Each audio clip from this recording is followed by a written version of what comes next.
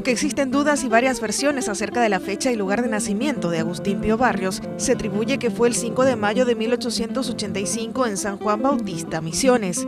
Pasó gran parte de su infancia en Villa Florida y a los 13 años fue acogido como alumno del Instituto Paraguayo, posteriormente conocido como el Ateneo.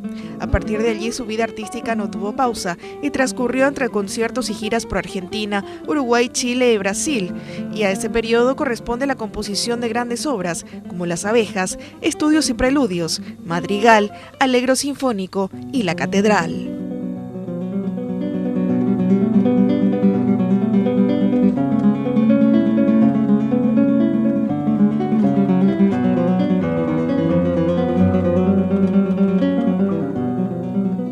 Entre 1932 y 1934, Barrios dio presentaciones en República Dominicana, Venezuela, Trinidad y Tobago, Panamá, El Salvador, Colombia, Costa Rica, México, Guatemala y Honduras.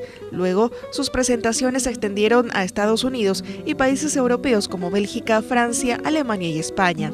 El 14 de agosto de 1932 se presentó en Bahía, Brasil, como Nitsuga Mangoré, el Paganini de la guitarra de las selvas del Paraguay, donde la palabra Nitsuga corresponde a Agustín escrito al revés y Mangoré viene de un legendario jefe guaraní que murió de amor.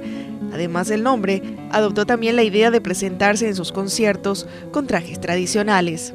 Sus composiciones son consideradas como las más bellas y completas compuestas para guitarra clásica, indispensables en el repertorio de todo guitarrista virtuoso. Incluso rockeros como Rolando Chaparro grabaron sus propias versiones.